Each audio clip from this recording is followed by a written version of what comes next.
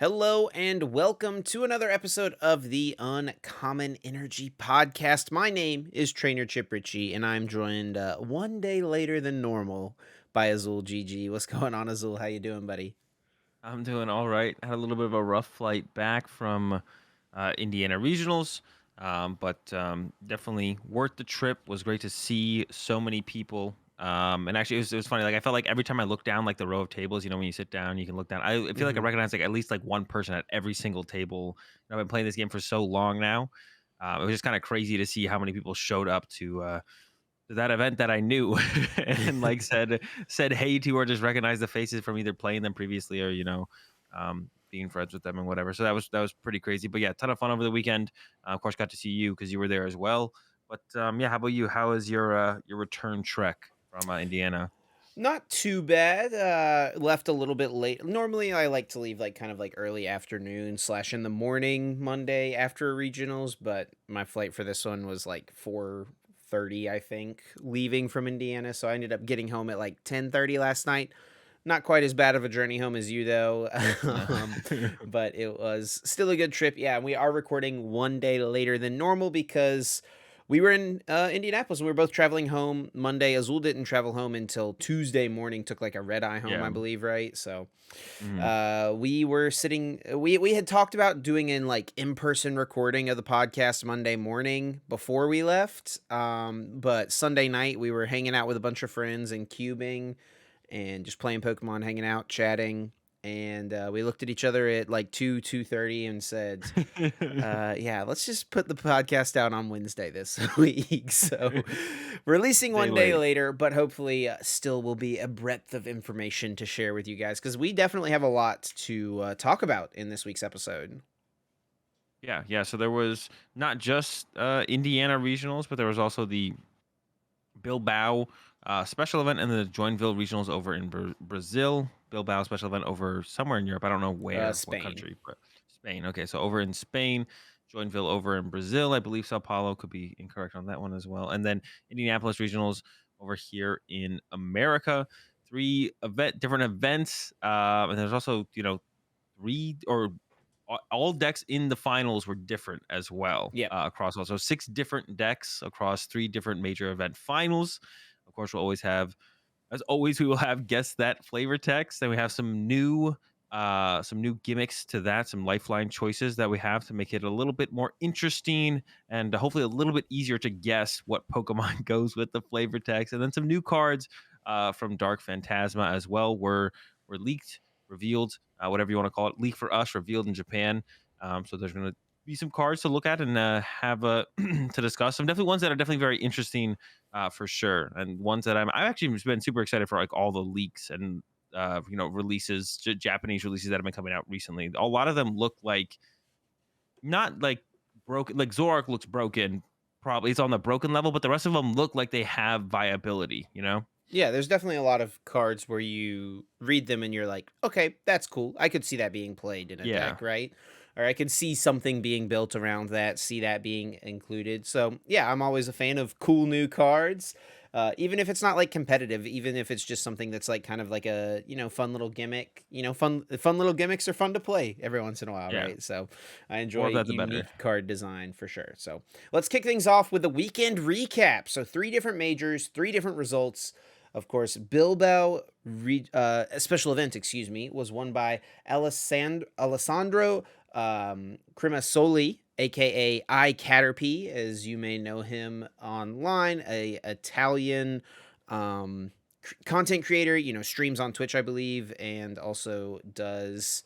Is on pretty big on Twitter. He won with Whimsicott VSTAR, which was a deck we talked a good bit about last Yep. week, and actually defeated Tord Reklev in the finals, who was playing Urshifu. I actually haven't looked super closely at Tord's list yet, but I imagine it was probably pretty close, somewhat similar, within a few cards of what he played at EUIC just a couple weeks ago, right? Yeah, I think it wasn't too far off. I looked at it, but I don't really remember. And I was actually surprised. I wasn't actually surprised to see Whimsicott win, especially when it was in the hands of a great player like Alessandro. So I wasn't surprised to see Whimsicott win. We talked about how good of a play we thought Whimsicott was. We were saying, you haven't played in a while. just pick up Whimsicott because it's good, and it's not too difficult to kind of get down the game plans that you need with the deck overall. So, yeah. So when you have a good player like Alessandro picking it up, that wasn't too big of a surprise. It was the only Whimsicott to top 8 across all 3 of the major events, and same thing with the Urshifu from Tord as well. The only Urshifu Inteleon deck to get into the top 8. I guess a lot of people were scared of the Hoopa Vs and the Manaphy's. I guess Dunsparce a little bit as well, but that's one that was kind of more predictable to be Hmm. played. So the Hoopa Vs and the Manaphy's, but like I don't know, I barely tested the deck, and I was finding myself to be in like a fine spot against Hoopa V most of the time, just because you can just like hit it hard with Baby Moltres and just set it up to be Yoga looped on a future turn. You don't really ever fall behind in the prize exchange. So I thought other players would have put a lot more time into it, especially the ones that brought Urshifu to EUIC, or even other players who had seen it and were like, okay, that's cool, I want to play that, and would have come to the come up with other ideas to get around the Hoopa V, or just come up to the same conclusion that, it's actually not that bad. And obviously Tord didn't think it was that bad because Tord ran it again. I'm sure Tord tested against the Hoopa and was just like, oh, you can just beat this. It's not that big of a deal. Yeah, and it was streamed as well. That whole event was streamed by Limitless, so I think you can watch the VOD over on their Twitch channel. I watched a little bit of it in the mornings when I was getting ready to go down to the venue, because they're several hours ahead of us. But I was just kind of watching it in the background. Wasn't watching super closely. I'll try to go back and watch some of those games and see anything cool that happened. I know that Pedro and Stefan played on stream, and I heard that match Mhm. was crazy. I'm pretty sure it ended in a game 1 tie, from what I've Yeesh. heard, which is kind of crazy when something like that happens. 50 minutes, and it's just one game that didn't actually even finish. I might be wrong on that, but I'm pretty sure I heard someone say that. And then Joinville was won by Pedro Petrucci, who is playing Arceus Lucario VSTAR. That's a card we talked about a few weeks ago, pre-EUIC. Something that I don't think either of us were super hype on. You definitely weren't. I was like, kind of like, yeah, it's like okay, but probably won't see any play. You were just like, this card will never see play. But it won a regionals, bro. So, and then they defeated Renan Fiorani's Mew Vmax in the finals. And that was the only Mew in the finals. And then, of course, Indianapolis Regionals was won by Ian Robb's Arceus Inteleon Toolbox deck, anti-meta deck, whatever you want to call it. Really just Arceus I don't know. It's got a lot going on. It's kind of just a deck that has all of the best cards in the format pushed into it, right? And then Yeah. you kind of just have answers to most of the other things. We'll talk more about that as we get into that section. And then Ian was able to defeat Isaiah Bradner's Arceus Bidro deck in the finals. So like you mentioned, of the 6 top 2 finishers, there are 6 different decks, 3 of which were Arceus variants, but all different Arceus Yeah. variants. So, is this something that is a sign of a diverse slash skillful format, or is that not really enough of indication? Because when we look more at like the top 8, there's a lot more of like the same stuff. It's really just a lot of Arceus, to be honest. Yeah, I mean, a lot of the Arceus decks are kind of similar in how they play. Like you have just like your own little gimmick. The Lucario build was definitely quite a bit different. There wasn't even Yeah. Charon's Care in that deck, so there was like that one was quite a bit different. So it'll definitely play differently in the mirror match. But the idea is you have the Lucario V Star. So instead of 2-hit KOing um Arceus back and forth, you have that 1 KO option through the Lucario, and you don't play your own Charon's Care, so you're really hoping, they're probably not playing Arceus Inteleon with the water build with double Charon's Care, which a lot of people have given up on and are going to more of the dark builds with the 1 Charon's Care. So Hmm. probably had a little bit of a read into that, and that's why they chose to play that build. But I don't know. It's not like a lot of the Arceus decks are like very similar though, like how they play in the matchups. I would say Ian Robs is a little bit uh different, I guess, because it's not as built around Arceus. It is more of a toolbox type deck that has just a bunch of options, and sometimes you don't even need to use Arceus to win games. You just Right. use your Moltres or just like the Zapdos up against other Arceus decks sometimes, depending on if they have a Dunsparce or can't find the Dunsparce or whatever. You don't even need your Arceus sometimes. You'll use it most games, I'm sure, but that one is definitely a little bit different as well. But yeah, it's just kind of a lot of Arceus decks, but that's kind of to be expected. And then UVMAX, of course, is probably the second or most popular deck in all the tournaments. We don't know for sure yet. We don't Yeah. have the stats on anything like that, but yeah, nothing too crazy. And I don't know about. I mean, diverse. It's kind of hard to say diverse because, like I said, a lot of the Arceus decks they're different, but they all play very similarly. So it's hard to really say that it's like a diverse meta just because there's a bunch of different Arceus builds. Yeah, as I was walking the rows of the matches being played in Indianapolis, whenever I was on my off rounds, when I wasn't on stream, when I was, kind of just scoping out the field, seeing what players were playing, trying to watch some, good games play out. It was like a lot of Arceus. Like Yeah. almost every single table. The way things are set up, there's 4 players at each table, and it felt like at almost every table, at least 2 of the players had Arceus in their deck. At least 2, and usually 3, sometimes 4 of the players at a table had Arceus. The card really is just that good. And I mean, yeah, to no one's surprise. I mean, I think ever since that card got revealed, people were like, yeah, this card is just going to be insane. And it's proven that it was as good as the hype has been all along. So let's start by breaking down Bilbo regionals. We'll also talk about Joinville regionals. And then we'll go most in depth, I think, with Indianapolis, since that's the one that we were both at, the one we know the most about. But we definitely want to talk about the other tournaments that happened. So Bilbo special event. Is Whimsicott winning a surprise? Obviously, Alessandro, a player who I would say is very known for playing lock decks like this. He loves to play control decks, lock decks, wall decks, just stuff that gives you control over the game. And Whimsicott kind of fits that bill to the best of any other deck in the format, I feel like right now. So not really a surprise to see that that's the deck that he chose to go with. But is the deck itself winning the tournament a surprise to you? I don't think so. Like I even considered playing it myself going into Indiana, but we tested the the Mew matchup. It was like too close for comfort, I guess. I don't know, but I think it has a pretty strong game plan against Arceus decks in general. And then besides that, that's kind of the meta. Like, and your Arceus matchups as Whimsicott are all very similar as well. Like that's like all your Arceus matchups are stop them from getting to Trinity Nova. Hope they don't get Trinity Charge if you go first, and that's kind of your matchups as Whimsicott. And if they get the Trinity Charge, if you go first and they get the Trinity Charge turn 2, or if they get the Trinity Nova somehow set up with like E-Switch or a weird Raihan if you KO to Sobble, or they get the DT down and you don't remove it, then you're going to be in a bad spot. But no, I'm not too surprised at all, I don't think, because it's got solid matchups, especially when the meta is so dominated by Mew and Arceus. That's really all you have to worry about is Whimsicott, and you have fine matchups into both of those, if not favored against, especially some of the Arceus builds you're definitely favored against for sure. So I don't think it's too much of a surprise. I think, and especially because someone like Alessandro was playing it, like I mentioned earlier, it kind of just makes sense. Like, good player, solid deck, them winning. Yeah, no real surprise, I don't think. Yeah, and Whimsicott overall, besides the win, kind of had a mediocre results throughout the weekend. There was none in the top 16 of Joinville. Obviously, Yeah. Alessandro won, and then there was one more in top 16 in Bilbao, and then in Indianapolis, Riley Holbert made top 16, but that was the only finish from Whimsicott in the top 32 at least. Yeah. For Indianapolis Regional. So for a deck that we kind of thought would be pretty solid for this weekend, it really didn't have the best results outside of, Alessandro's win. Yeah. I guess I'm Especially in curious. Indianapolis specifically as well. Yeah, I guess I'm curious, like, just how much was it actually played? Like, I hit one round one, and then two of the people I tested with or played the Mew Vmax list with, but they both hit two, I think, in day one, Hmm. or maybe it was two total, because they both made day two. So I don't know how many when they hit the Whimsicots, but they both hit at least two Whimsicots, and we expect that was one of the one of the decks we wanted to tech for. Like, we played the training court, we played the basic psychic in the Mew deck, so.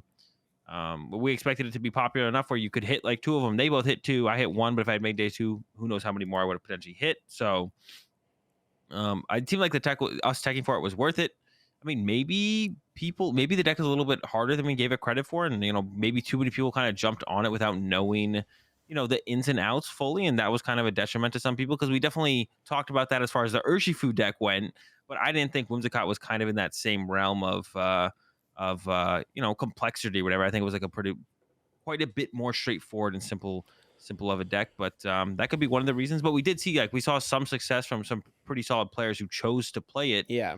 But yeah, I guess I'm just curious about like the overall. Maybe it just wasn't as played as much as as I think it seemed to be. Maybe it just wasn't that big of a percentage of the meta. And that's always going to be a big factor. That's why Arceus is, does so well. There was like, I don't know, 4 or 5 of them in every top 8, maybe Yeah. more, because it's Arceus is the most played Pokemon. Of course, there's so many different archetypes. How can you kind of categorize them? That's why Mew's the most popular archetype, but you're gonna hit more Arceus decks than Mew decks. Yeah, and maybe another reason for Whimsicott as well would be the fact that players kind of know what to expect from the deck now. Yeah, When Frank played it at EUIC, I would imagine a lot of players didn't know what to expect, didn't know what he would have in his list. Even if they knew what Whimsicott did, they didn't know what Frank was packing, right? Like the tool scrapper, the hammers and fans and stuff like that. If you aren't expecting them, things like the Averys, because Frank played heavy Averys. So now people kind of probably tested against Whimsicott a little bit. Even if you weren't super teched for it, you at least had a game plan. Whereas at EUIC, like, and that's even something Frank has talked about in interviews that I've listened to 2 of his after EUIC, was like, I love playing decks where my opponent doesn't know what to expect. And now people knew what to expect when it came to Whimsicott, right? yeah, So that I think also most likely had a reasonable impact on its success. yeah. I mean, I guess we don't. Alessandro hasn't released their list yet, and we don't know if they will. So maybe they have something spicy in there, right? Maybe that was maybe one of their advantages that they continue to have with Whimsicott, like Frank had, is just they added a bunch of different cards that people probably wouldn't expect, and then were able to abuse that and get that same kind of advantage. Even though Frank had already done well with the deck, they had their own twists and turns on it, so that's possible. But So Bilbo was also the only tournament with a top 8 finish from Urshifu, and Tord made finals with it.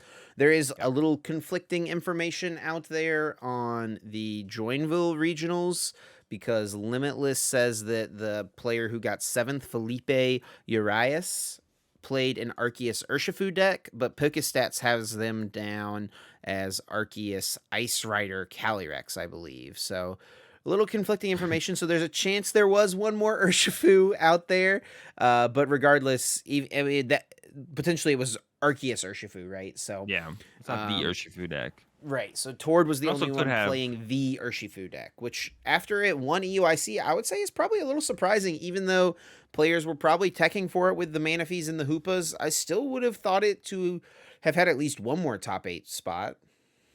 Yeah, I guess that is a little bit surprising, but yeah, it seems like less people picked it up than I thought they would. I thought it was going to be a little bit more popular. There was still some in day 2 of Indianapolis, and I walking around the tables I saw some, but there was definitely less than I thought there was going to be. I also thought more of the top players were going to commit to trying to play the deck, and that didn't seem to be the result either. And it seems like even in the other regions, it was kind of the same thing. Like Pedro and Tord played it, but that's no surprise. I don't think anyone was shocked when Pedro and Tord showed up with Urshifu, unless they truly thought that the Hoopa V, made the matchup unplayable against Arceus. But even after just a couple games I put in with the deck, I could tell that that was definitely not the case. I didn't even play Yoga Loop at the time, so I think Loop is kind of the answer. You need like the Loop plus a hit with a Moltres at some point, but that was definitely. I mean, I guess it's like kind of a little bit of a surprise, but I guess not that big of a surprise. Like it definitely is scary to want to play a deck like that when you Hmm. just like look at the results from online tournaments and how people talk about it. Everyone's got Hoopa V, everyone's got Manaphy. Even if you think your matchup against it is fine, one of the initial advantages of playing the deck at like EUIC was, or even Robin initially at Liverpool, was just that you had a massive advantage of your opponent just having no clue what was going on, and now that's kind of gone. So now that they have the Hoopa, they have the Similar to what I Manaphy. was just saying with Whimsicott, right? Like it's kind of the Yeah, same thing. so then I think that probably scared some people off from wanting to play Urshifu, was just kind of that fact. Didn't scare off Tord or Pedro, and they both made day 2. And of course, you had Tord getting second, so that's no surprise. And yeah, you knew they would be confident. They definitely tested against the Hoopa V for sure. So if they brought it, they know the matchup's fine. And maybe just not enough people actually else got there to like test it enough to where they thought that going up against the Hoopa Vs and the Manaphies was gonna lead to a fine win percentage against that matchup. So a lot of people just kind of gave up on it. I could see it being the reason. And the rest of Bilbao was made up, I guess, by no surprise, by Arceus Intellion and View Max. Mew Vmax decks. It is a little late and we're both tired. Okay, that's all right. So yeah, no surprise really there. I don't Yeah. think there was anything super spicy in any of those lists. The North American regionals, the Indianapolis regionals, Mew VMAX lists had some interesting things, which we'll talk about once we get to it. But before we get there, we got to cover Joinville real quick. The Lucario VSTAR winning the tournament. I would definitely call that the biggest surprise of the weekend for sure, without a doubt. Yeah, I think so. I don't think there was anything like else too shocking. I guess No, like rogue decks made cut at anything. yeah, Indianapolis wasn't like super shocking. I guess the Bidro deck from Isaiah hadn't had a big finish yet, but we saw it at EUIC. That's what the Japanese players brought, I believe. Yeah, I think Reiji So got ninth with it. yeah. So that's like it's not like a new deck. It's just like it's having its first big finish, I guess. You know, some people don't look past top 8 to look at the results from it. They don't get For highlighted sure. quite as much. But yeah, so Lucario definitely has the deck the deck with the biggest surprise for sure to see it do well. I kind of wrote Lucario off pretty aggressively when it first got released. It's weak to Psychic. Mew's pretty good, Yep. but they kind of took like the whole Arceus B Barrel Crobat thing, and then they just threw Lucario in there to be your edge against the mirror match. They didn't play Charon's Care, they didn't play Palpad, so that just kind of means you cut those cards. You fill in the Lucario. Lucario can one shot other Arceus. That's pretty good, and then you have the Crobat and Pat to the Peak, and that's kind of like it's not like a super complicated or intricate plan against Mew, but it's kind of like, all right, if you don't have the boss for my Crobat, I'll one hit KO you next turn. And when they don't, it's great. Or if the path stops them, you're still in a good spot as well. And then, of course, Mew took second place there, which was the only final appearance for Mew as well was in Joinville. But there were some scattered across the top 8 throughout the rest of the major tournaments. Yeah, I believe there was 3 Mew VMAX in Joinville top 8 and 3 Mew VMAX in Indianapolis top 8 and 2 in Bilbao. So plenty of Mew VMAX still did really well. I definitely still think, even though it didn't win a tournament, it was a very successful weekend for Mew VMAX overall. But yeah, interesting that Mew VMAX takes second for the second time at a Brazilian regionals. And last time in Sao Paulo, Mew also lost to an Arceus deck. So, I don't know, just kind of a coincidence. I do feel like the Arceus Mew match can go either way a lot of the time. It kind of comes down to, does the Mew player get all 4 Fusion Strike energies in play? If they do, they're at a huge advantage. Or does the Arceus player, get to tank some hits with Big Charms, Sharon's Cares, and stuff like that? If the Arceus player doesn't let 2 of their Arceus V-Star get one-hit KO'd, it feels like they're in a pretty decent spot in the matchup, honestly. But if Mew can just reach for those big knockouts, they're, I think, favored. Yeah, it's pretty close overall. Sometimes it just comes out to like that cram heads or tails for a stadium to keep going as Mew or whatever. So it's pretty close. Maybe you miss an overall. energy as an Arceus player turn 1, stuff like that. Yeah. The Arceus decks have like a bunch of different things they can do. I mean, you throw a bunch of different stuff at me. A bunch of the different ones throw a bunch of different things at me. Like this one had the Path plus Crobat VMAX. And then a lot of the other ones have like the Baby Moltres. So it's like a lot of things for Mew. That's like this kind of puts the strain on Mew, like with the idea of potentially teching for the counters is like, what do you tech for? So like most Mew, let's just kind of go neutral and be like, okay, I'm just going to try and be faster and more consistent and hope that works out, which makes it kind of better for the Arceus decks because now like the Mew decks really don't try and tech for one Arceus build or another, so then you don't have to worry about them having some kind of answer for your answers ever, really. There were a couple of sorry. Sticks. Yeah. There was a couple of other interesting decks I wanted to talk about that made the top 16 of Joinville. Now, Joinville was 222 players. It did not have a day 2, I don't believe. I think it was just cut to top 8. So that, I guess, is worth noting. But at 11th place, a player named Gabriel Reeder played Shadow Rider Whimsicott. And I imagine it's probably pretty similar to the list that Connor Fenton played at EUIC. I believe Connor got top 32 with the deck. So Shadow Rider Whimsicott, I actually missed that when we were talking about Whimsicott earlier. That is one more Whimsicott that did well on the weekend. Is there merit to that version of the deck over kind of the straightforward version? The reason I think that you would maybe want to go that route is because Shadow Rider gives you a path to play that is not relying on just using Trick Wind, right? Like you have for the other random matchups that could exist for you where Trick Wind isn't useful, you have that Shadow Rider to kind of go back on. And it can eventually get to just Yeah. a big one hit knockout at the end of the game, right?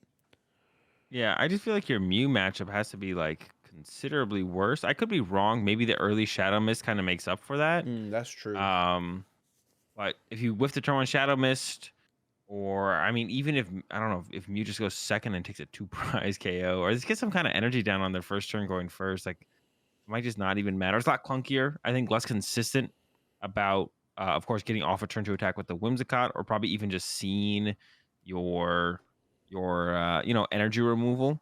But you do have like more threat through the Shadow Rider. So like even against Arceus, when they get to their Trinity Charge or Trinity Nova or whatever, it's not too late sometimes to kind of crawl back and start one hit KO in Arceus with your Shadow Rider. Of course, Shadow Rider's also weak to dark.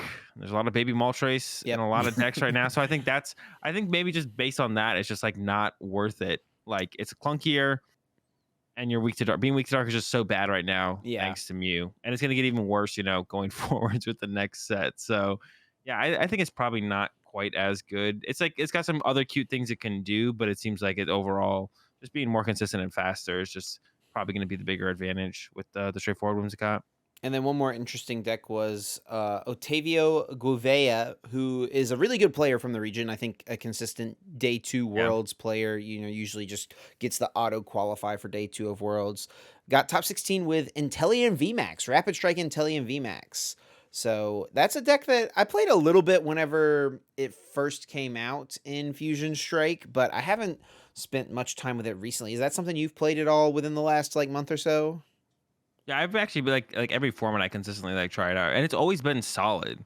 Mm-hmm. It's always been solid. I think the Mew matchup has always felt really tough because them getting like they can one hit KO a V before you can do anything, and then they can eventually one hit KO a VMAX while they can just sit there and boss and escape rope up small things for Mm-hmm. like turns on end. So that's what always been my experience with it is like you really just need a stick path and hope it sticks. But it feels like that doesn't happen often enough. But now with the choice belt, you do get to line up like a 2-hit KO on a Mew Max. Before it was a 3-hit KO, so they could just like sit there and then eventually psychic leap. I don't know if you have their list pulled up or anything. If there's anything like No, it funky actually in hasn't there. been posted yet. Okay, so yeah, we don't even have the list. So there could be something funkier in there to help with the Mew Max list. But my experience has always been you got to play like 4 path and then just kind of path plus Cheryl spam and hope that kind of pulls you through in the end in that matchup, which it can. And then I think the Arceus matchup actually is pretty good for the deck though, Yeah, that's because what I they was can't gonna really want to ask. KO you, and you just play more healing. And your healing cards like vastly outnumber theirs now with people going to 1 or 0 Cheryl in their lists. So you just kind of out Insurance heal them. care. Or Sharon's care, yeah. So you just kind of out heal them as that. So that matchup I feel like actually is good for Inteleon for sure. And then you're hoping not to probably hit up against too many Rapid Strike Malamars because that doesn't sound like a very good matchup. But that's also a deck that has kind of fallen off quite a bit lately. So it's not really something you really just have to worry about Arceus and Mew, and that's kind of it right now. Yeah, I think in the top 16 of Bilbao there was a Rapid Strike Malamar, but other than that, it is absent from the top placings of any of these major tournaments. So definitely a deck that has fallen off big time. And I guess before we get into Indianapolis regionals, since there was no Rapid Strike Malamar in the top 32 of Indianapolis, why do we feel like that deck has fallen off so much? Because we were talking about it a few podcast episodes ago as being a tier Yeah. 1 deck. I mean, Avery's really gone up in play. Is Avery just that bad for the deck, or is there other factors to consider as well?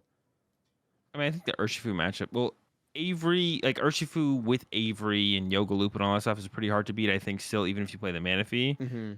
But I guess the other thing that was really tough was Arceus decks with Avery, but I feel like they'll all start to cut their Avery. So I actually think Malamar was probably a pretty decent play for this weekend overall.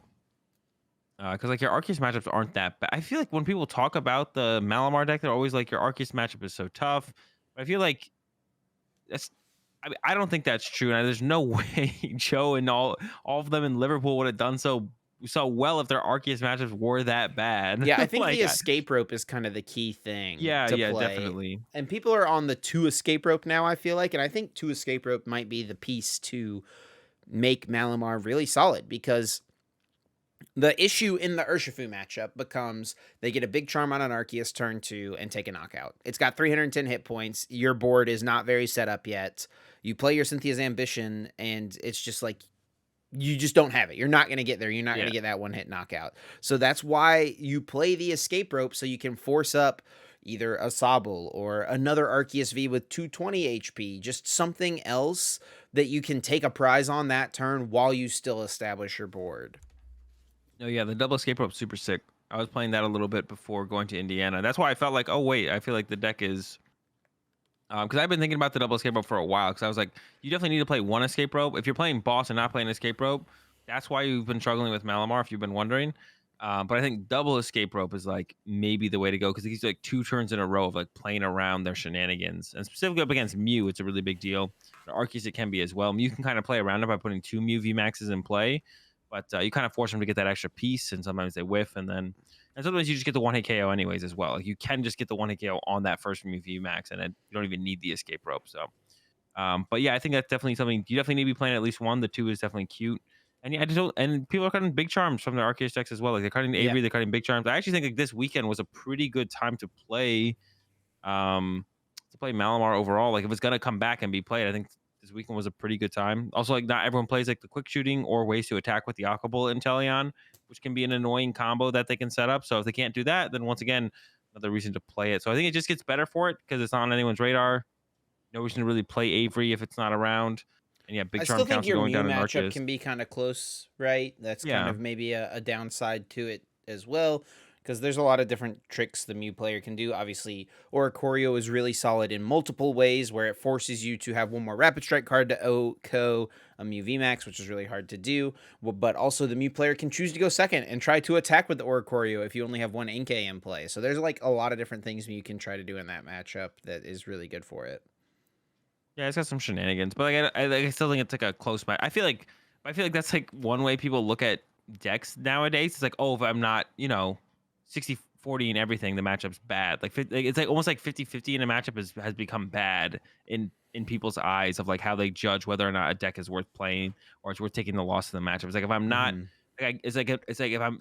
I feel like whenever people talk about matchups, it's like if you're going 50-50 against, like that's not good enough. But you can't be able to have an advantage against everything. Yeah, Like I feel 50-50 like is fine. if you can build a deck to like have a really good like a 60-40 against one of the good decks and then take 50-50s against the other good decks, like that's fine, right? That's like Yeah. the makings of a really solid play for a tournament. Yeah, I feel like people are always trying to get like, 70-30s against everything, but it's like or just like the idea of only beating something 50% of the time just isn't good enough.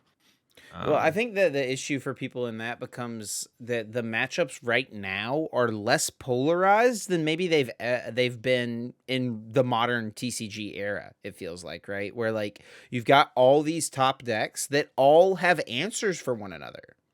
Or like all can be built to have answers for one another. Whereas in the past, it was much more polarized in that like Night March versus Trevenant. Trevenant was gonna win a lot of the time. Night yeah. March could still cheese stuff, right? And Night March versus like Evil Tall decks. Like Night March was gonna do pretty decently most of the time. It felt Yeah. like, right? So No, I I think it just feels like the matchups are less polarized now than they have been.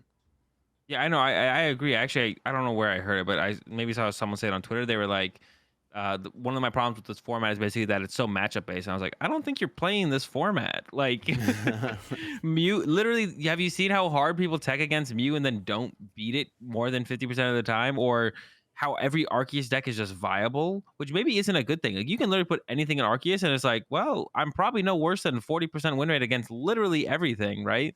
So yeah, there's not those matchups where you're like, oh no, I'm playing up against. There's no matchup where you're just like, oh no, I auto lose, right? Like it just Mhm. doesn't exist where you just like auto lose to a deck. You're like, okay, I can beat this. Maybe I have to get a little bit lucky, or maybe it's like slightly unfavorable, but like it's winnable, right? There's no matchup where you're like, this is truly terrible. I will never be able to overcome this matchup, right? Like, Yeah. yeah, in the past, like, yeah, there's been so many matchups like that in the past for sure, where it's just like, oh, this is just literally an auto loss. Okay, I guess I'll pack it up and go next. Yeah. And one thing that was funny before this regionals, a friend of ours, Grant Manley, who I've talked about on the podcast, I think once or twice before, and many Pokemon players obviously will know who he is. he talked about leading into this regionals how he couldn't find anything to like counter the meta. And that's what Grant always tries to do is before big tournaments is find something that can beat all of the top decks. And even if it takes losses to some fringe decks, that's what he'll play. He'll be like, I'm going to Yeah. play against mostly top decks and I'm going to beat them. He did that, I think, most famously at Virginia Regionals a couple years ago with a quad Wobbuffet deck that used Jolteon EX and Glaceon EX, and it just beat all of the meta decks. But then he got to the finals and lost to Lapras, which was a non-meta deck, which his deck just could not beat. But he like there was nothing else in the day 2 field that was beating the deck that Grant had prepared for that tournament. So Yeah. that's what he always tries to find. And before this tournament, he was like, there is no quad wob for this format. And there's not going to be a quad wob for most formats. But his comment was like, there's nothing that counters the meta for this format, so I can't tell if that makes it a good or bad format. If everything is 50-50 against each other, it feels like okay, like everyone's going to have a decent time playing Pokemon. I guess it feels like you're not going to be like, oh, I just hit this auto loss or whatever. But Yeah. at the I same mean, time, it's almost like there's not enough room or there's not enough counters that exist really. yeah. I mean, even if it's not even just you don't have to counter the meta. And I'm trying to think of like a deck in the past where like hard counter the meta, and it's all of a sudden like, oh wow, this deck is just now the best deck, and like now yeah, everyone has to change. You have to stop playing these decks or those decks. Mm-hmm. I'm trying to think of something that like actually was like that, but it's more so like there's like a hole in the meta or a gap in the meta where it's like, oh, this was actually the best deck the whole time. And like we saw that with Urshifu, and I think maybe Whimsicott a little bit at UIC, right? Like it was like no one was trying to prepare for Urshifu, Mm-hmm. but now that everyone's prepared for Urshifu, it's kind of gone back to the kind of more, stale, stagnant, oh yeah, a bunch of 50-50s between Arceus and stuff. Um, and maybe we'll just kind of stay here until someone maybe there isn't another Urshifu to kind of push the meta and move the meta along, but it didn't really change anything in terms of the meta, which is like, oh, now Arceus decks add a couple tech cards, and that's all that changed, right? Like no new decks came of it. It's not like, oh, now to beat Urshifu, you have to play Shadow Rider. Now Shadow Rider is good, so straight Dark decks can be good. It's like, no, I'm just gonna adapt my Urshifu list, and people are gonna be like, oh, I'm just gonna learn how to play the matchup with my Mew list because those two cards are so powerful. They don't care what you're playing as long as they know what they're having to go up against. So let's move on to Indianapolis and talk about Ian Robb winning his 4th regional championships with Arceus Toolbox, the Arceus anti-meta deck. And this deck really does just feel like Ian took all of the best cards in the format and put them into 60 sleeves for the weekend. You've got the Hoopa V, the Galarian Moltres V, the regular Galarian Moltres, of course, the Intellion Draw Engine, Arceus VSTAR, Galarian Zapdos to answer the other, Arceus decks if you can deal with the Dunsparce. And speaking of ways to deal with Dunsparce, he threw in the Metacham V to get some Yoga Loop plays in. And Ian played really well in all of his stream games and stuff that I watched. I think I got to. I don't think I actually casted. I think he was on stream twice, and I don't think I casted either of them. No, we had him on stream top 4, I believe, actually against Andrew Estrada. So I got that one. But yeah, I mean, Ian played very well throughout the weekend from what I watched. I watched a lot of his games in the field. His top 8 match was actually really cool. It came down to 2 prizes apiece in game number 3. It was really, really close, and Ian pulled off a crazy Yoga Loop play where his opponent benched a Manaphy, and Ian went quick shooting, scoop up net, quick shooting, Zigzagoon ping, Yoga Loop, and then had energy search to go grab the fighting energy to boss his orders a Drizzile and knock it out with the Metacham V's second attack to take his last 2 prizes in one turn. Like really cool plays and stuff like that. And I watched him make a lot of crazy plays with the energy switches and stuff like that. Really cool deck and really similar to the deck that he made top 8 with in Salt Lake City. Yeah, pretty much the exact same. I mean, there's like just new, like the Metacham, I guess, is the biggest addition, maybe the only in the huge E-switches. Yeah, the E-switches in the Metacham. And then it's just like, yeah, a bunch of different attackers for a bunch of different situations, and you just use them when you need them. And yeah, obviously Ian, one of the best players in the game, gonna be able to pilot it very well. So no surprise that Ian did win. Of course, didn't really matter what he brought, to be honest. But yeah, decided to bring a very cool deck, which is very nice to see, right? And it's just kind of another take on an Arceus deck, but less Arceus focused, more options of other Pokemon to just try and take advantage of what are those top decks, right? It is kind of like anti-meta toolbox, whatever you want to call it. But of course, you just have the super powerful attackers in Arceus and the Baby Moltres. I think those are like the two like just consistent attackers in the deck that allow you to kind of beat anything. So like you're prepared for Mew, you're prepared for other Arceus decks, but then like, if you go up against anything else, you have Arceus, you have Baby Moltres, and those two combined can pretty much beat. I mean, almost anything that I feel like the format can currently throw at them. So, yeah, super powerful deck. And then, yeah, not really many people have been playing it since Salt Lake City. And then Ian just kind of pops up again, and now this time wins instead of just coming up short in the top 8 like he did at Salt Lake. Yeah, it almost feels like players forgot that this type of deck existed where you just played like a more thin Arceus line. I think that's the biggest difference between this and like the regular Arceus decks is he's only got 2 double turbo energies, 3 Arceus V-Star and 3 Arceus V, 2 Arceus V-Star. Yeah, And we've talked about this deck pretty much every episode I feel like since Salt Lake City, like just mentioned it casually as far as like decks that we would like to play for a tournament. It's like, "Oh yeah, this deck's really cool. I like it. I would maybe play it." But like that's the extent of how much we talked about it, right?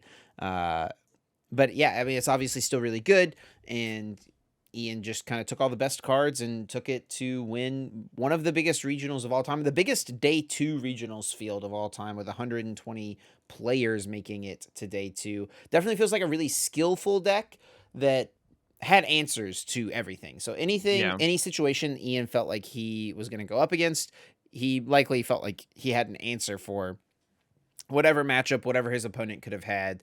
But by having all those answers, I feel like the deck is maybe just like a little bit less consistent than the other Arceus decks out there. Obviously, you have a thinner Arceus line. Just 3 Drizzile, which has kind of become standard. It feels like most people are Yeah. only playing 3 Drizzile. Also, only 2 Scoop Up Nets, so you get less reuses of your Shady Dealings. Only 1 Sword and Shield Intellion. A lot of players are playing 2 these days. So a little bit less on the consistency, but you make up for that in kind of the cool plays you can make and, gain matchup points, right? Yeah, and that's like one of the advantages to like not no one's gonna know all of your answers, or like your lines of stuff, so they can't really abuse the fact that you don't play that many cards, or like just kind of playing hoping that you prize something super aggressively because everyone will they'll see the Zapdos or they'll see an E switch or they'll see a scoop up net and they'll be like, oh, they could have this play still, they could have that available to them, so oh they could make this play happen, and then you play if your opponent's always playing on everything you can do. I'm sure Ian had tons of situations where Ian just couldn't do some of those plays because there is so many different cards in the deck that you don't play super thick lines of everything. So I'm sure Ian's opponents constantly were playing around things that Ian couldn't do in situations. But can you really blame them for not playing around something that they knew Ian played, but they just didn't know how much or how easy it would be for Ian to pull off? Right. So like that's like a huge advantage in these kind of or in these tournaments. We're so used to like online tournaments the last couple of years with the open deck list, closed deck list.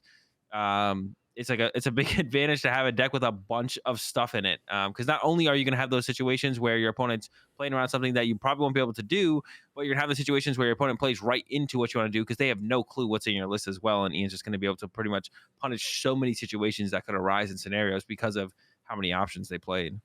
So And yeah, then really cool deck, really cool deck. Yeah. And then Isaiah Bradner got second place with Arceus Bidro. It definitely felt like it was a good matchup for Ian when the finals was playing out. Ian just having the Zapdos, I think, was kind of the big thing, getting the one hit KO potential, after dealing with a Dunsparce or whatever. So, yeah, Arceus Bidro. I think that before EUIC, it would have felt really weird to play Single Strike Mustard alongside Intellion, but there was a couple of Japanese players we talked about earlier who came to EUIC with this deck and did well. Reiji, I believe, is the player's name who got 9th place with it. And I think that this list was only like 2 or 3 cards different. But 6, it was like a good, like that kind of same testing group of 6-ish players. Isaiah, Rahul Reddy, John Ing, and a couple other players. Ryan Sablehouse joined the crew this time as someone else who played the deck. And then Regan Retzlaff actually won the seniors division with the deck as well. So proven solid. And we didn't really talk about Bidro very much last week, I don't feel like. But it's, obviously solid as far as the one prizer goes. It's a little hard to get in play, but, if you're hitting into something with a double turbo or a fusion strike energy on it, it feels pretty nice. Yeah, no, it's a cool deck. Yeah, like we said, yeah, it was played in EUIC. The Japanese players brought it, and they did pretty well overall. Ninth place finish there from, the name's eluding me now. Yeah, then Isaiah Reggie. brings it here. Yeah, Regi. Isaiah brings it here, gets second. Oh, I don't know, I sorry. think Isaiah. Kyoto's the player who got ninth place. Oh, okay, yeah. Reggie got 30th, top 32. All right, yeah. I know Isaiah said that he was confident in the matchup, and had he drawn a little bit better in games 1 or 3, he thinks he would have been able to beat Ian. But I mean, two great players going up against each other, both playing Arceus decks. I think it's probably a pretty close matchup overall. I'm sure Ian was pretty confident as well. I won't doubt So either of their confidence, to be honest. yeah. So yeah, and then besides that, besides both those decks, there were some Mews in, or 3 Mews in the rest of the top cut. One straightforward, nothing too uh uh different. But then there was Michael Long and Andrew Estrada, who were bringing the catchers back, or bringing the catchers to begin with. Like we haven't really seen a solid placement from a catcher list yet. I No, think it's the catchers were like first. super popular before Brisbane regionals. It felt Yeah. like people were playing him in online tournaments, but this is the first like IRL finish, I feel like, where we've seen heavy catcher. It was playing 3 Pokemon catcher alongside 2 bosses orders. Also played a few other interesting counts. 1 Marnie, 1 single Rotom phone, just in case you needed to call for a little extra help. 2 Psychic Energy and 2 Training Court, So obviously prepped up for the Whimsicott matchup. yeah, really prepared for the Whimsicott matchup. That's like the one thing I think was definitely a little bit overkill. I think once I get one core, like, and all the testing that we did was like way more than enough. The catchers, of course, like, I mean, it just allows Mew to be that much a little bit more aggressive. I mean, you can always, of course, get off the turn and attack without them, but now you get to pick your target, because they also play 2 escape rope as well, um, which I was a little surprised by, because whenever I played the catchers plus escape ropes, I feel like they conflicted sometimes, and it made it awkward to move them both out of the hand. But so super aggressive with like early disruption options, not just getting a turn 1 knockout, but also being able to like pick their target.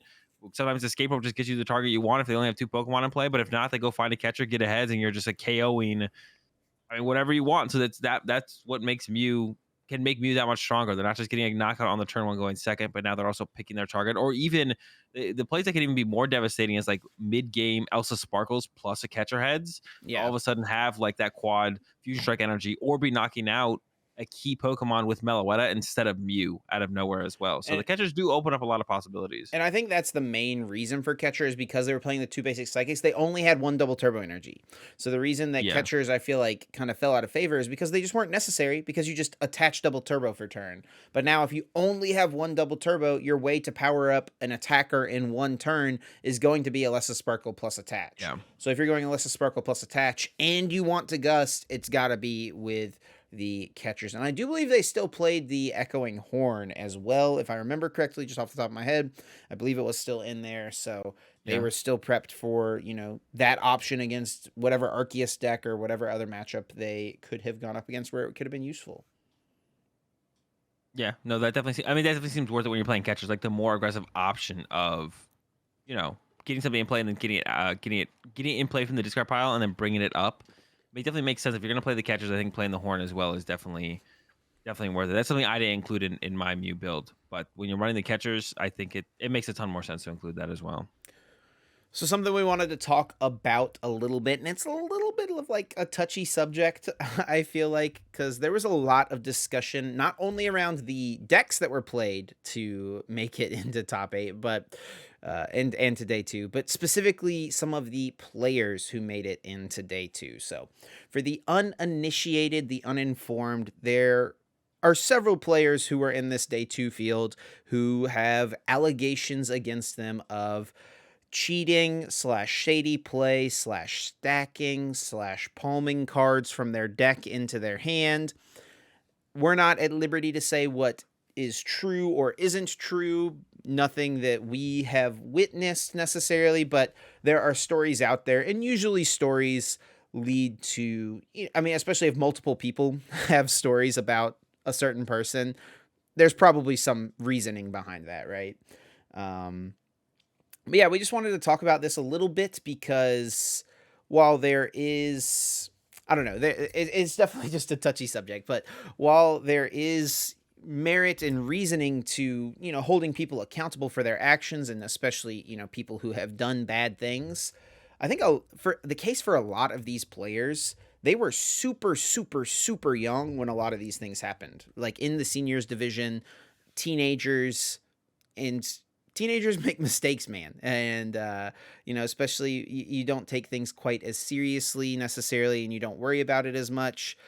And I like to, I don't know, maybe it's like naive of me to think, but I like to feel like people can learn from their mistakes and grow and change. I'm not saying that necessarily all of these people who have been accused of these things have done that, but I like to think that it is possible and people can, right? Yeah, no, definitely. I think there's I don't know. I don't know where people find the time to care so much about what other people are doing or not, but I think it's if if if someone cheats against you, call a judge. If someone gets banned for cheating, then they're banned for cheating. But if anyone is just showing up to play Pokemon, in a regional or a tournament or whatever, they're just there to play Pokemon. You're there to play Pokemon. Just play Pokemon. Don't care about what else is going on outside of that. Like it just doesn't matter, and whenever any of these players were like had whether there was sometimes, yeah, so a lot of them sometimes they were younger, and it was a long time ago. We're not saying that we should excuse, people of Definitely not. cheating. Definitely If not. you cheat, you cheat, and then hopefully, if any of these players who people think did cheat, it doesn't matter how long ago it was. If they cheat again, hopefully they get caught and banned. Whether or not they did cheat or didn't cheat, if they never cheat ever again, they're not banned right now. And if they never cheat ever again, there's not a reason to have them banned. So there's no real reason to like.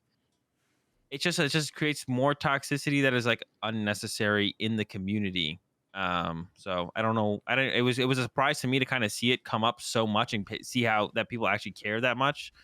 Kind of weird. Like people found so much time to care about something that's so irrelevant.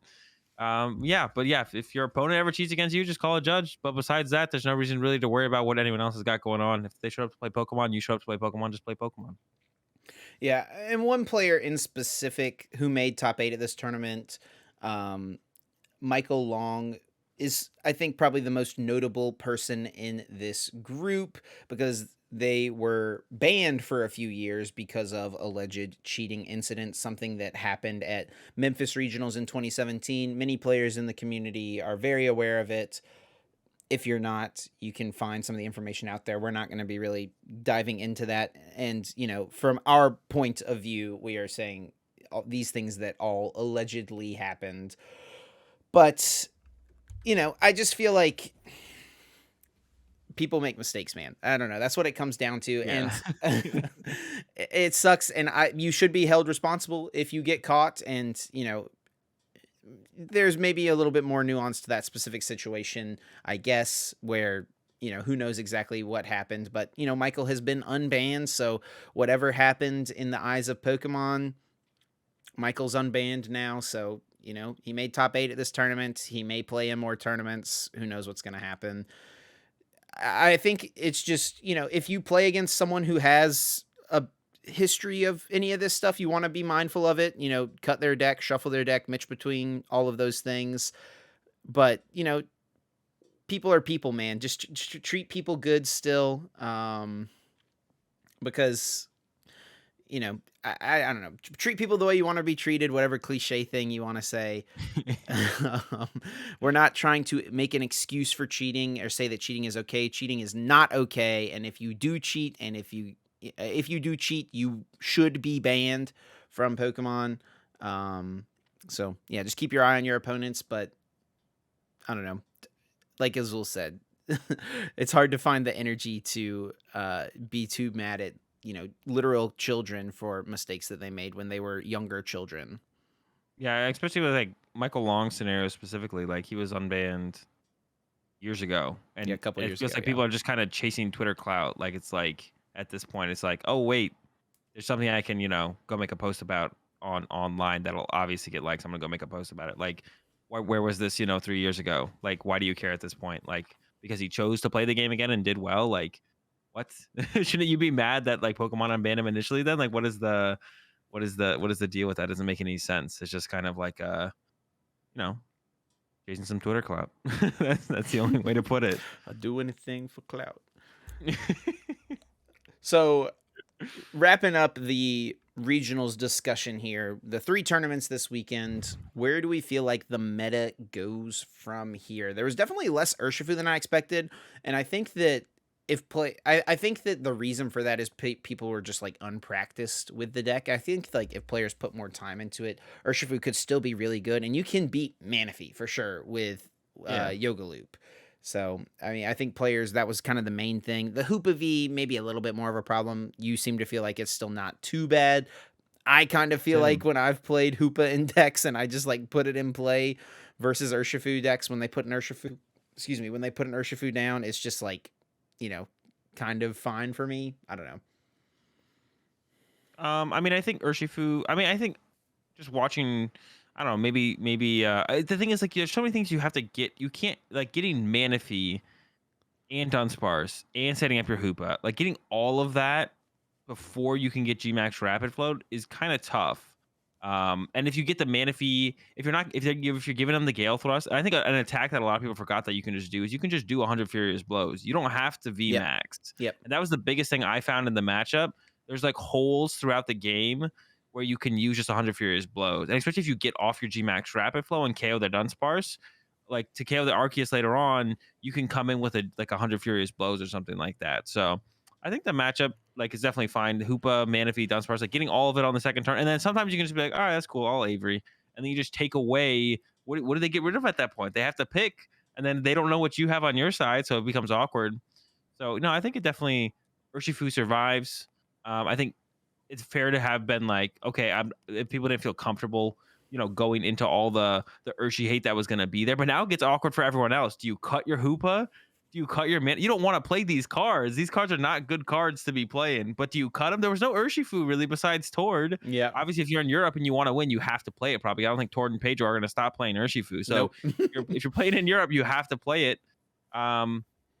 So that's going to be a big question for all the Arceus players going forward. But I don't think anything really changes. Mew will be played. It can adapt in terms of maybe Catcher becomes the new Yeah, list. that's what I was gonna say. Is Catcher the thing now? Yeah, I think it more so Mew adapts in terms of people learning the matchups. Because I think Mew basically has a win con in like every single matchup once you learn it and learn how to like set up your board state and all that stuff for most matchups. Sometimes like stuff like Marnie is really good as well, of course. Or adding basic psychic energy for Whimsicott. And then for Arceus can always adapt its list to give yourself like a 50-50, maybe slightly unfavored against pretty much anything. So I think those decks just adapt and like we'll just kind of have to wait and see if people come up with that next surprise like that Urshifu and the Whimsicott were. And if there is, then I think Mew and Arceus will continue to adapt, but they can have like their one-off tournaments where they will do really well, like we saw at EUIC, and we can continue to see that I think for sure throughout the rest of the meta. But there's not that many more tournaments before the new set drops, so might not see anything too ridiculously game changing before that comes out. Yep, we will see where the meta goes from here. There is still a couple tournaments in this format. I think like the weekend of New Jersey, there's a regionals in New Yeah. Jersey. There's a regionals in Lille, in France, and then there's also a regionals that weekend in Australia. So it's going to be a big tournament weekend for Pokemon. There's also Vancouver regionals, which is still in this format. It's kind of ridiculous how many tournaments are going to be in this format. I kind of wish they had given us at least a little bit more of the Astral Radiance format before NAIC, but here's where we are. Yeah. So yeah, we don't get a whole ton with Astral Radiance, but of course that could be our Worlds format as well. It So that'll be like a probably big, will be. yeah. That'll be something we'll definitely talk a little bit more on as we know for sure as we get closer to Worlds. But there'll be a huge gap between NAIC and Worlds where people will be cooking for sure. And then there comes the question: do you play it day one or do you save it for day two? That's going to be a big thing as well. If you're going to play it for day one or save it for day two, because that'll be an option. Or if you got a testing group with a mix of both of some players in day two, some players in day one. Are you coming up with two decks? The day one players, they got to earn the day two deck, or like what is going to be the move there with that? Because if you got something really good, you don't want to play it on day one. Because if some people see it, all of a sudden some text could come out, or some people are going to try and play it themselves. You don't want to leak, the world's winning deck You just want to be playing something good enough to get to that day too. So That was a thing um, at 2019 Worlds, right? The Limitless crew, because there was a couple players playing in day one. I think Jesper and Philip Schulz were both yeah, playing in day one, and they all played the 18 Fire Energy ability Zard with the Victini in day two. But in day one, they just gave them regular ability Zard with, I think it was like the 12 Fire Energy plus Fiery Flints, right? So it's like they played the same crystals, deck, yeah. but it was like a little bit worse version than what they had in the back, right? Yeah, it seemed like that. It seemed like, but then actually the regional after Worlds, they played the Fire Crystal list, and that's what Robin Yep. and them played at that build. So maybe they thought that build was better for how the meta shifted. But yeah, they kept Philip got I think Philip got the nerfed version of the deck to try and get through day one, if I remember correctly. I know he's Yeah. playing Ability Zard. I don't know if it was the one that Tord played in day two or not, but um, and yeah, they didn't play the Mew deck either, which is what Robin ended up running was the Mew deck. So, but yeah, that's one of those things, and I think it definitely is, especially with these bigger testing groups, and like where that is something you definitely want to apply to your choices. If you have some players of your testing group in day one versus day two, you know, second best plays, it seems like a pretty safe option. You know, 'cause especially if the goal is to win worlds, you want to be keeping the best of the best for that next day. But yeah, I don't think too much is going to shift up with the meta until we get Astral Radiance, and then we'll have we might not have too many tournaments with that. We'll definitely have Milwaukee and AIC, and we don't know how it'll affect Worlds at all or not. Yeah. Okay, now it is that time. Everyone's favorite segment. Guess that flavor text, where one of us picks a bit of flavor text from a Pokemon card. You know, the little tidbit at the bottom that gives you a little bit more detail about the Pokemon. And the other host of the cast has to guess the flavor text. Guess what Pokemon that text belongs to. We are now on episode 9. And after 8 episodes, Azul has gotten 1 correct, and I have gotten 1 correct. So what we've decided to do is add a lifeline function to this.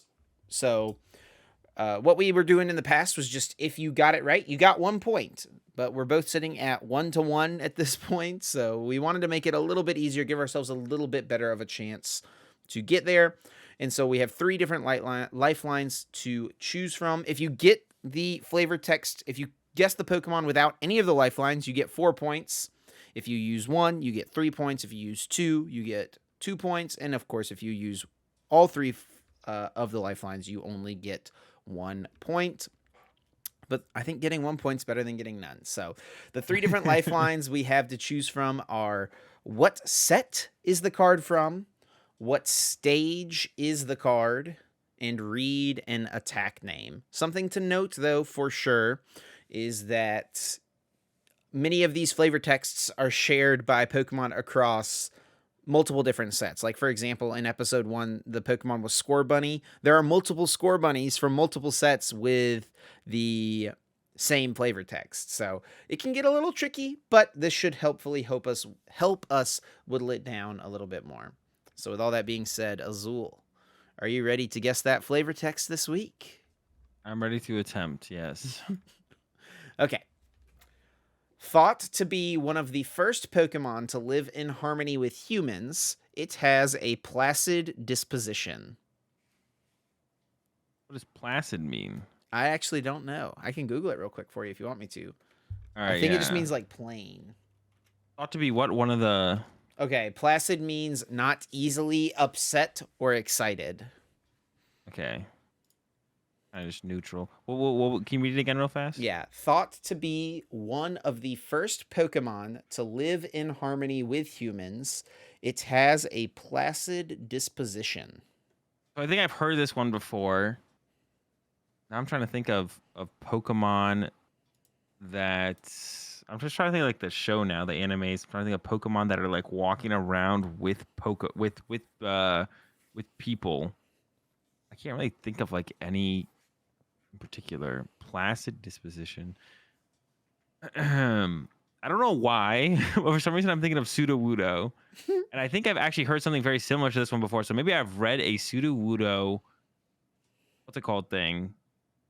It's making Flavor me think of text? Sudowoodo flavor text. Yeah, and it's for some reason Sudowoodo. I'm trying to think of like the animes and the movies, and trying to think of like Pokemon that are regularly hang out with humans, or even in like the video games. Would you like to use one of your Um, lifelines? yeah. What stage is the card? It is a basic. What is an attack on the card? And go all the way in. Lead. Flip a coin if heads, search your deck for a supporter card, reveal it, and put it into your hand. Shuffle your deck afterwards. Wait, I know what that attack is. I mean, many Pokemon have had Hold that up. attack. No, but this is the one. This is the Now, one. so I think Xerneas, I'm pretty sure, has a lead attack. I don't know why Xerneas is living with humans, so that doesn't really make a whole ton of sense. It's definitely not Sudowoodo. Sudowoodo does not have an attack called lead. I mean, that's the only one I can think of in my head right now is Xerneas. Is it Xerneas, though? It's some fairy Pokemon that has the attack lead. The last one isn't going to help me at all, because I don't know sets very well at all. So I don't think asking what the card set is actually going to change what I'm thinking. So I'm pretty, but all right, I'm just going to go with Xerneas. It is not Xerneas. It is Skiddo. Another X and Y Pokemon from X and Y base set, specifically 70 HP grass type Pokemon with lead and tackle.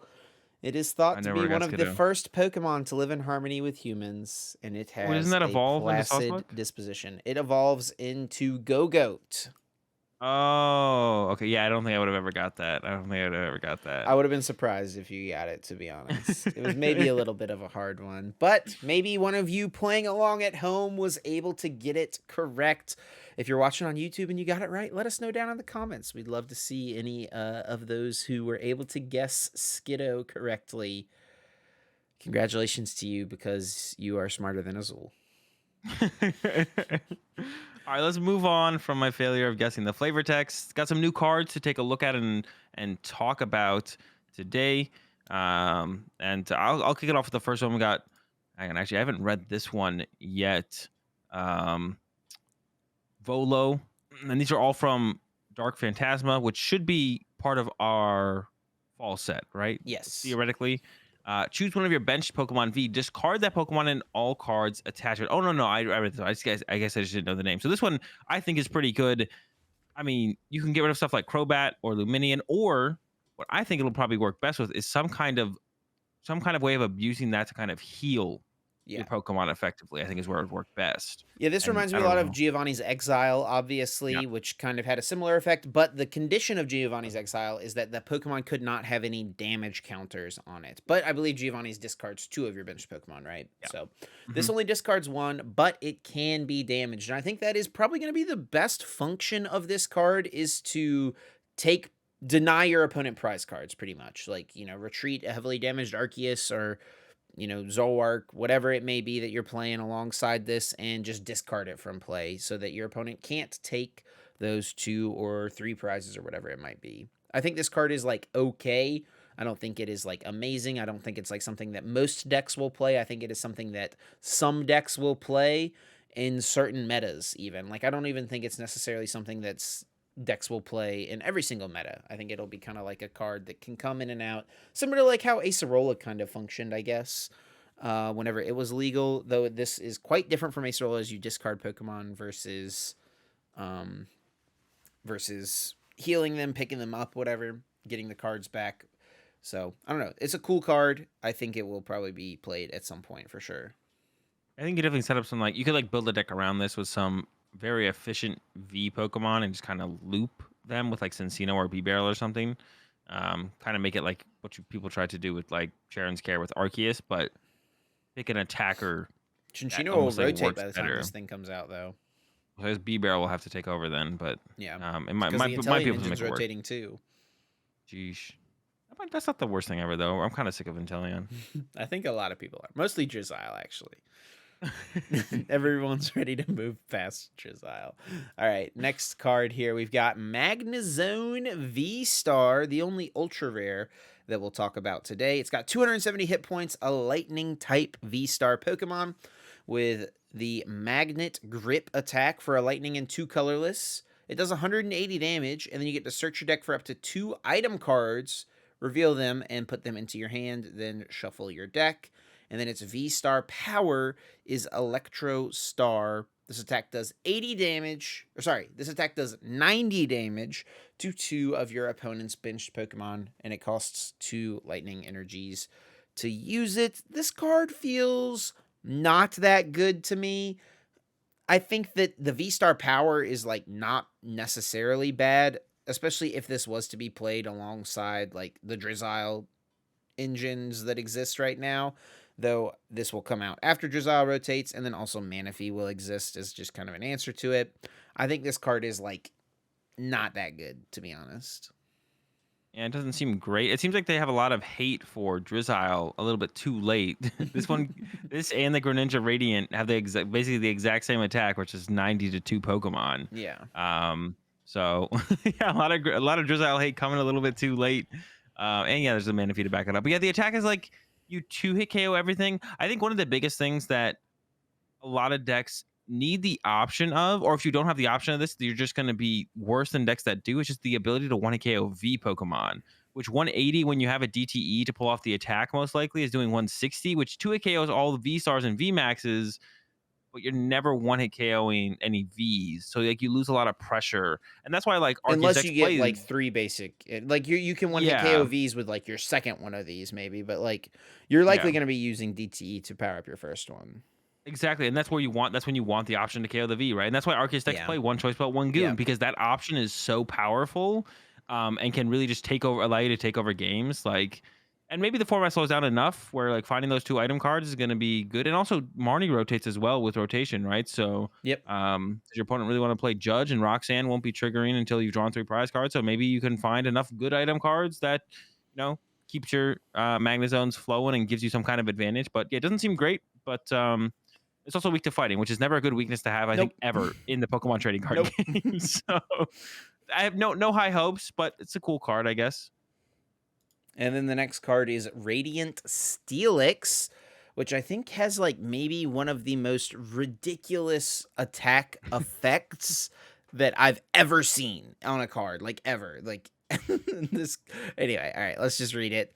First attack, so it's a 170 HP Radiant Pokemon. It's a metal type, so Radiant Pokemon, similar to Gold Stars, you can only have 1 Radiant Pokemon in your deck. And its first attack for a colorless is Energy Stream, which deals 20 damage, and then you attach 2 metal energy from your discard pile to this Pokemon, up to 2 metal energy from your discard pile to this Pokemon. And then its second attack for 2 metal and 1 colorless is Finishing Rend, which deals 60 damage. And then you discard cards from the top of your deck until you have 1 card left in your deck. This attack does 30 more damage for each energy card discarded in this way. Azul, this card is just outrageous. Yeah, it's just, but these are the kind of cards that we like to see. Even the Magnezone has it like looks like it could be okay. And this card, it looks like, I actually didn't know it did 60 plus. I thought it was 30 times. So this is actually a lot more damage than I thought it was doing. So actually, I think 30 this more could be damage. used. No, 60 more damage. I thought it was 30 times, Oh, not 60 plus 30. So I was like, you have to get 60 rid of more. 10 Yes, to yes, get to yes, like yes. 300. But actually, that makes it a lot more viable. You get an energy, whatever it's called, to put 5 energy back in your deck, and then Recycler. maybe double recycler, and then you just take the last 1-hit KO and you just win the game.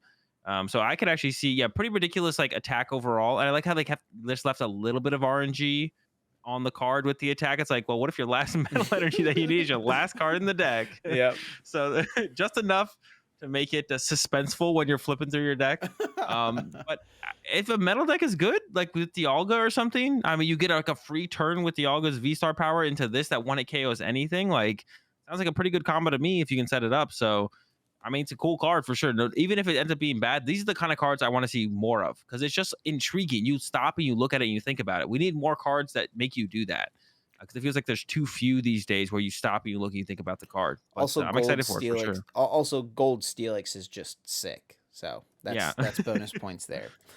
And 170 HP on a basic Pokemon like that is also like, Yeah, it's that's big. I mean, it's worth 1 prize card. Prism Star vibes for sure.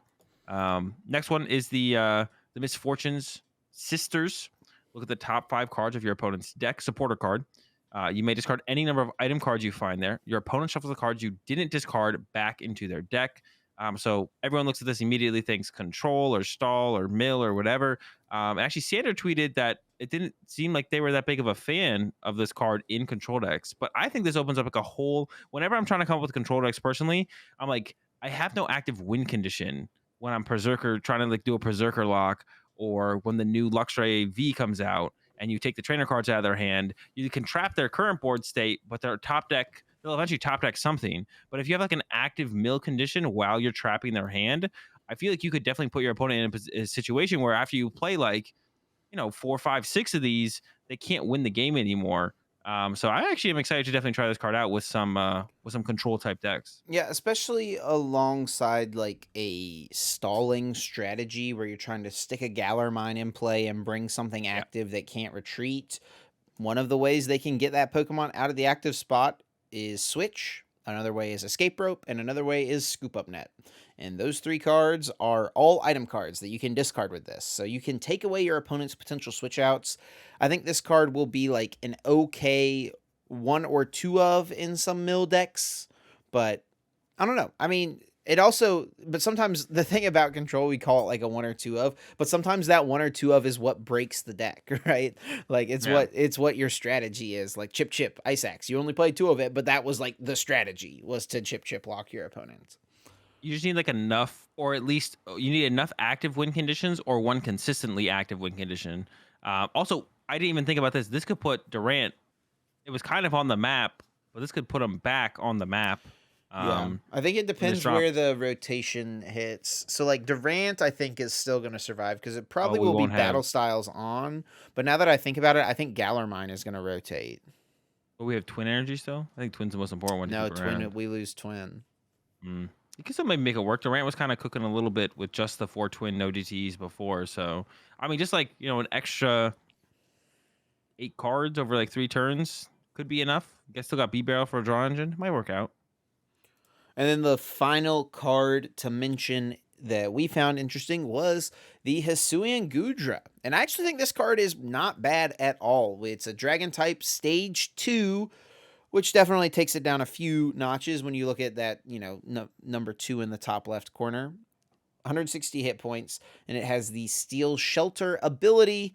Ignore all damage done by your opponent's Pokemon V's attacks to your basic Pokemon that have any metal energy attached.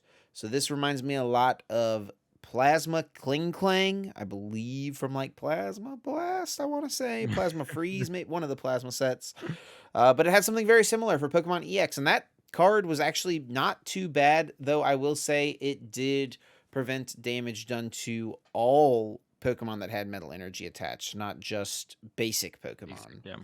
So that is probably the main drawback to this card is like you set it up, you put a metal energy basic Pokemon in the active, and then your opponent plays boss's orders and brings up the Gudra and knocks it out. Yeah, so it's definitely one of those decks where like you have to be chaining out the Gudras. Like that's like the point of the deck. Comboed with some kind of decent basic Pokemon. It doesn't even have to be a metal Pokemon as well. It could kind of Right. be anything. You just need a metal energy on it. So you could kind of put this with anything. And the goal of the deck is to just kind of chain out Gudras while doing some kind of relevant damage. You have to make sure you're not losing to like an Aqua Bullet from an Inteleon or something, I'm sure. I guess this will maybe be out after Inteleon's gone. So, Yep. something like that though. So, but actually, I know I really like this card. It's a stage 2. It's a little bit difficult to get out, but the effect of the ability is super powerful. So I'm excited to see what can come up with this. I think there's definitely a ton of viability for this to be in a deck and be pretty powerful overall for sure. So I'm excited for this one. This is probably I mean, out of all of them, I think it's the one I'm most excited for. I think it has the most potential to be tier 1, tier 2 deck material for sure. I guess Volo also as well. I think that one is I don't know. You pretty seem close. pretty excited for Steelix to me. So, I mean, it's a cool card. I like it, but I don't think it's gonna be as that. far as tier 1 goes, no, I get what Yeah. you're saying for sure. Yeah, I Who knows? mean, It might make it. it's been a while since there's been like a stage 2 like this that's done well. Actually, I can't. What's the last stage 2 that was even good? I mean, Decidueye, I guess. Decidueye, I guess counts. Before that, I guess Obstagoon, but we're talking about a year probably since those decks have been decent.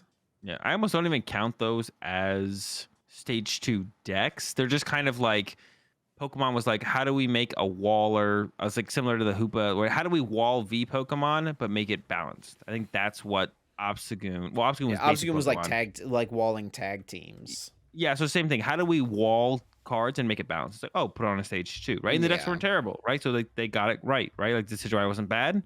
But you had to put it on a stage 2 to make it, not too good. And I also think of them as like stage 2 decks because of that. It's just like it's just the way to balance that kind of attack and ability more so than anything.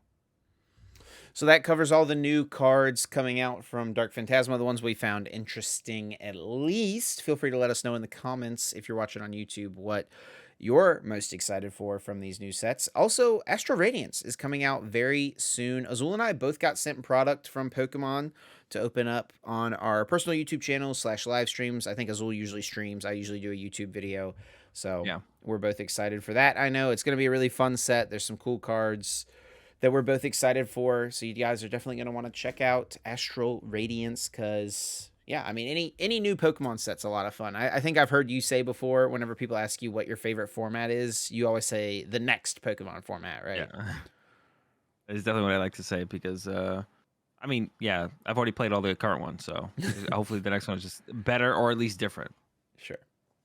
Well, that is going to wrap up our episode this week. Thank you all so much for listening. And if you enjoyed and you're listening on a podcasting platform, please leave us a rating. It only takes a few seconds, and it is the quickest and easiest way to support the podcast, help us get discovered by new listeners. Thank you so much for the support. And if you are watching on YouTube, don't forget to click that subscribe button, drop us a comment.